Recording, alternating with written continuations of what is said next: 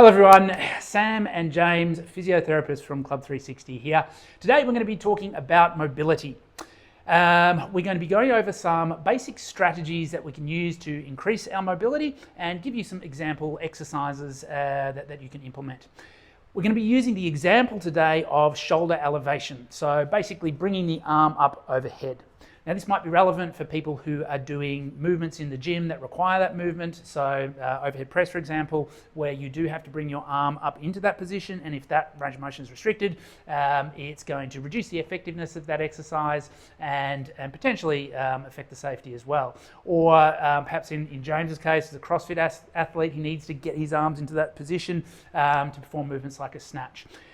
Alternatively, it might be that we have someone who has lower back pain, for example, and let's say they're a volleyball player or some sort of overhead athlete where their shoulder range of motion restriction is actually causing them to move more through the lower back and contributing to their lower back issue. So obviously through our assessment, we'd identify different parts of the body that are impacting the injured site, and it might be the case that we need to increase our range of motion in certain areas. Or it might be that we've had a shoulder issue and we've sort of got past the stage where it's painful and we're back to full function, but there's just that little bit of restriction in range remaining. Now, obviously, if you do actually have symptoms with the shoulder, so obviously if you do have shoulder pain and it's not just a little bit of range of motion restriction, then you should probably get that checked out by a medical professional. So we're going to have James perform that shoulder elevation movement, and while he's doing that, I'm going to be performing a few little things to his arm and shoulder area to see if we can change that sensation of restriction or tightness. Now, we can hypothesize about the different mechanisms that are at play when we improve the range, but really we're just making little changes to the sensory input into the nervous system to try and decrease that restrictive tightening or guarding that we get that may be contributing to someone's mobility restrictions. Now, the different techniques that we use might depend on where we're feeling the restriction. So if we lift the arm up overhead and we're feeling more of a stretch up in the lats, we might do more of a muscular intervention. Whereas if we're bringing it up and we're feeling a little bit more of a blockage in the shoulder joint area, then that might guide us towards more sort of joint-based interventions. However, we'll go through an assessment and see what works best for James. All right, so James, if I can get you to face side on to the camera for me. And let's just do one arm at a time. Let's say it's the right side. Now, we may have someone who is restricted fairly evenly on both sides, but for the case of this example, we'll say that James has a greater degree of restriction on his right-hand side, and that's the side that we're going to address. So James, can I get you, keeping the elbow straight, to lift the arm up to the front?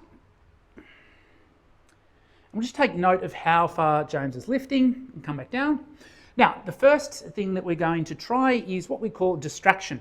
So, James, can I get you to lift the arm up to the front again? Oh my gosh, what's that? Sorry, different type of distraction. No, that's not what we're going to be doing. We're going to be actually applying some pulling distraction force on the arm. So, James, I'll get you to lift up to the front again. And as he lifts up, I'm going to gently stabilize the shoulder blade and pull the arm as if we're sort of pulling the arm away from the shoulder joint. How does that feel? Good. And then come back down. All right. So if the distraction was effective, we can do a self-distraction technique using a strap or a suspension trainer. Works quite well.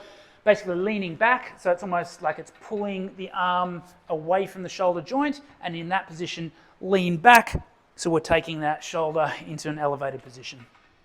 Next thing we're going to try is some compression, so it's basically the opposite to distraction. So I'll get you to lift up again, all right, and I'm going to squeeze him. No, that's not what I mean by compression. As he lifts up, I'm going to basically do the opposite, so pull the arm down while stabilizing through the shoulder blade. How does that feel? Much better. Much better, okay. So if the compression, that approximation of the joint surfaces works well, we can do that using a similar sort of movement to like a downward facing dog in yoga.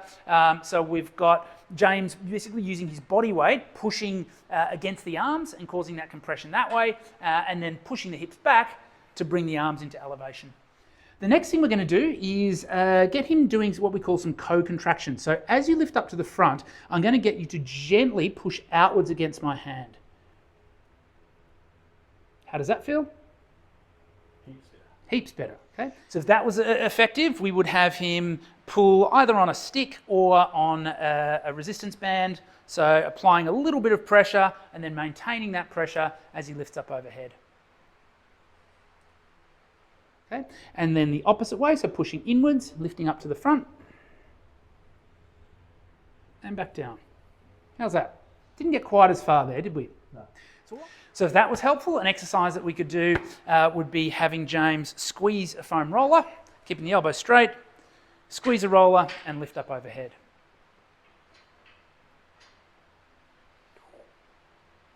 Which, for him, that wasn't effective, so it wouldn't be a good exercise to do, but that's just an example there.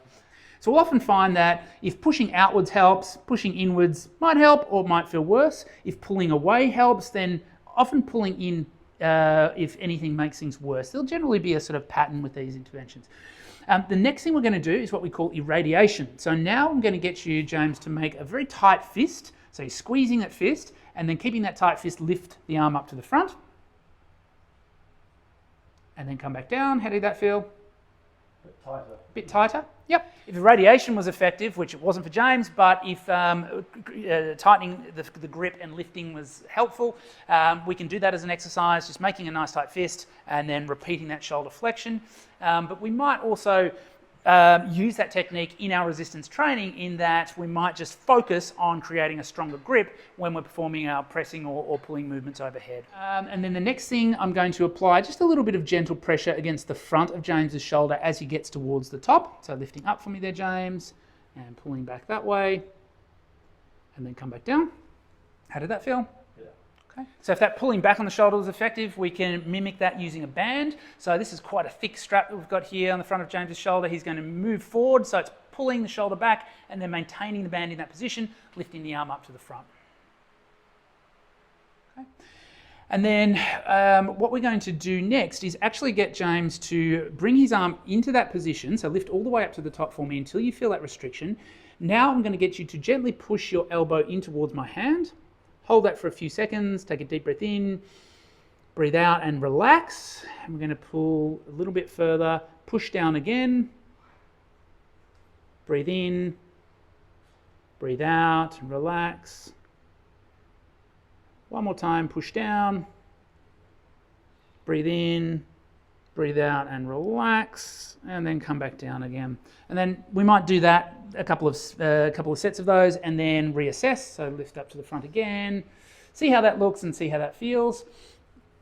And if that's effective, we might apply some contract relax stretching techniques. And then the next one, I'm going to get you lifting all the way up. We're going to get you, I'm going to actually take the arm a little bit further, and then what I want you to do is try to hold it in that position. So hold it there, hold it, hold it. So we're doing what we call an end range isometric, and then relax. Good. So basically getting him to contract the muscles that lift the shoulder up, but really isolating that contraction into that end range. So hold that there for me, James. Don't let the arm move. Hold that, hold that, hold that. Good. And then come back down again. If James is reporting more of a muscular stretch, muscular sensation, either sort of under the arm or at the back of the shoulder, we can also utilize some self-massage techniques. So if it does feel like more of a muscular restriction, we can get James rolling wherever he feels that muscular restriction. Often it is up under the arm in that lats area, and we can have him do some self-massage for a couple of minutes, and then we would reassess that movement and see if that's made any change. Alternatively, we can throw a ball in the back of the shoulder. It works quite well in that back part of the rotator cuff, and then get James to lie down on the ball. Now we've got a tennis ball here, but some people prefer a denser ball like a lacrosse ball or even a cricket ball, so that they're getting a strong sensation of pressure up in that muscular area. Same sort of thing, you can hold sustained pressure, or you can sort of do what James is doing there. You can keep the ball in that position and actually rotate the shoulder in and out, so doing some movements of the arm, and same sort of thing. Do that for a couple of minutes, reassess, see if it makes a difference. Or we might want to do what we call some eccentric loading, some eccentric strengthening exercise, but with the goal of actually increasing range of motion. So we've got a band set up, up at sort of hand height with the arm extended overhead like so. James is going to take a step forward to increase the tension on the band, and then from there, slowly move the hand backwards, so he's moving the arm into elevation. Once he gets to his end range, he's going to take a step back, move the arm forward again, and rinse and repeat. So I hope that has been interesting and useful.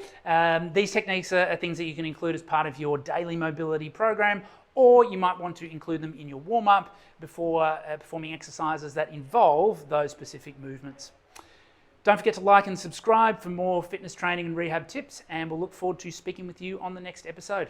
Thanks for watching.